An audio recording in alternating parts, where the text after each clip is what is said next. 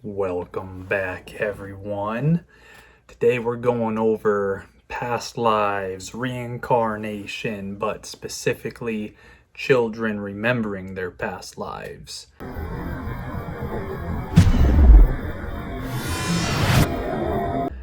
So, before we get into it, make sure you do all this subscribe and stuff, especially to my music streaming platforms like Spotify, all that. I'm less than 20,000 streams away on my newest album to getting that 1 million mark, so go inquire within on all that. All right. So around the world, children from different religions and backgrounds have described a life they have lived before.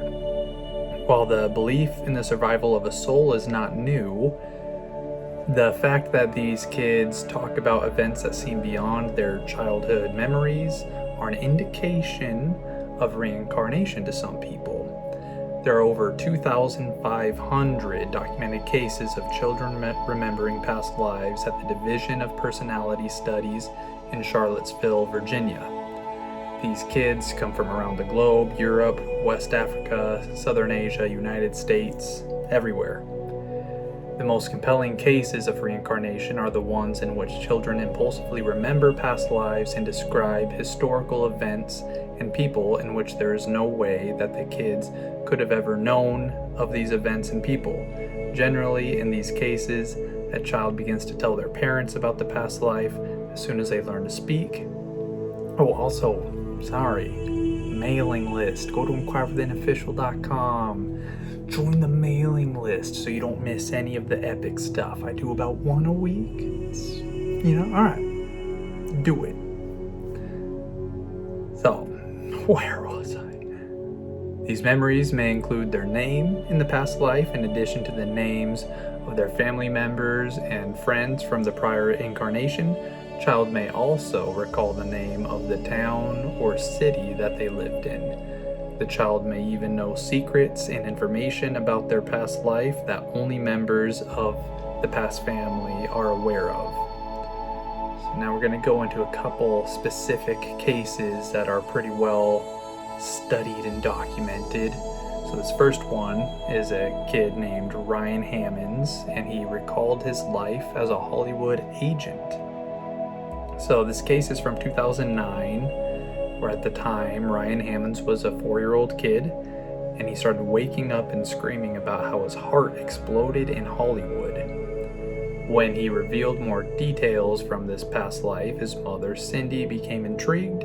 Ryan claimed that he used to live in a home on a street called Rock in Hollywood, and that he had 3 sons, and he had a friend there known as Senator Fives. It's all pretty obscure details for a 4-year-old to have. One day, Cindy was going through a book featuring old Hollywood photos when Ryan saw one of the photos. He eagerly identified one man as himself and another as his friend George.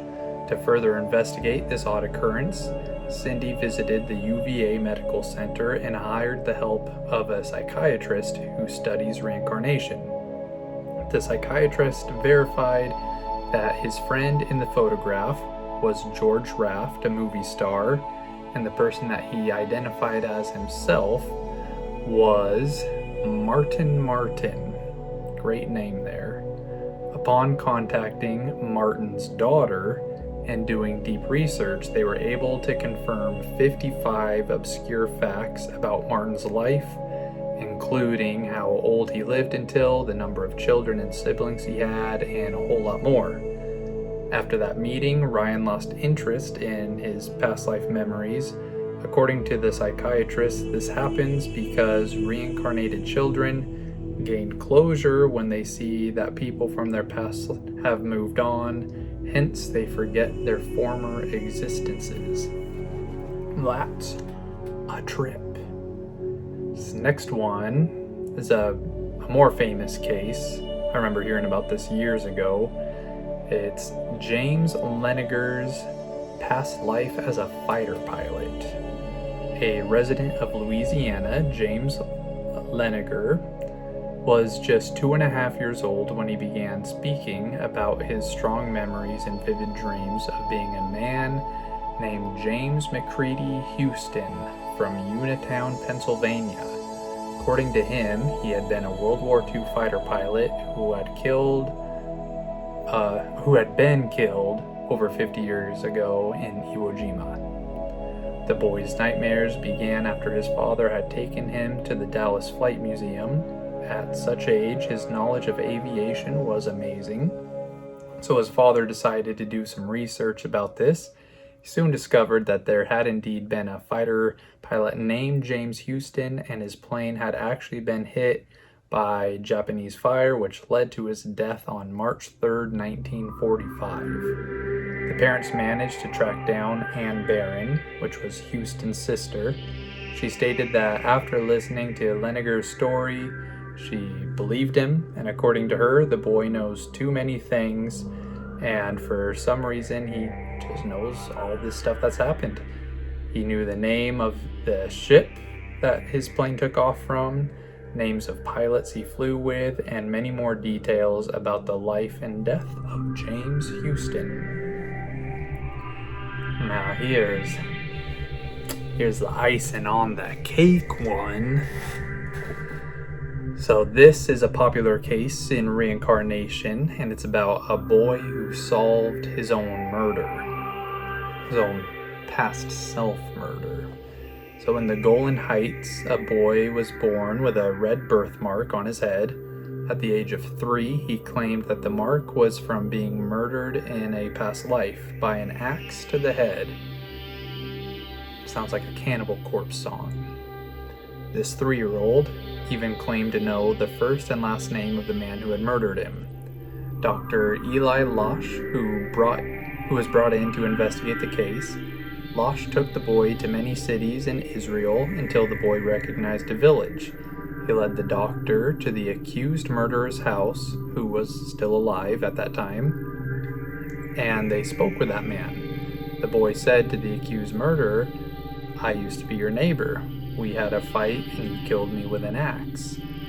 The doctor claims that the man instantly turned pale and agreed to go along with the boy and the doctor to where the boy claimed the murder weapon and body was buried. He did in fact lead them to the exact spot where a skeleton was found with a wound in the skull where the boy's birthmark is. The boy accused, ultimately confessed to have murdered his neighbor about 4 years ago. So, these are just a few cases of reincarnation. Many other such cases have been investigated pretty heavily by multiple researchers, and in many cases, the details given by the kid are verified by existing family members or friends of said individual. Others are pretty hard to verify. And I know even in the most convincing of cases, there's going to be people who find grains of doubt. Understandably, that's a pretty trippy concept to just accept at the value of like one psychiatrist, or, well, it's from a university and medical stuff, so where do you trust the science and where don't you? Who knows, man? But yeah, there you go. Join the mailing list. Do the stuff and the things, and yeah, have a good one. Inquire within. Inquire within. Inquire within. Inquire within. Reveal the UFO cover-up. Revealing the entire UFO cover-up. Okay, they're gonna reveal it one song at a time. Dig? They're sending all the fans who sign up for a mailing list a stack of real fucking government UFO files. Don't give up. Don't give up on living the life that you want to see. Psychedelic, alien, rock and roll. They got the best UFO footage and government document evidence there is, all right? Real shit, okay? For your safety, put on the tinfoil hat. I'm Tyrone, and I need all you motherfuckers to listen up and listen up good. Now when it comes to UFOs and aliens and shit, and the government covering up all kinds of shit, and you think you seen some shit or heard some shit or know about some aliens and shit, well, guess what? You're right. Fuck all that hiding and shit.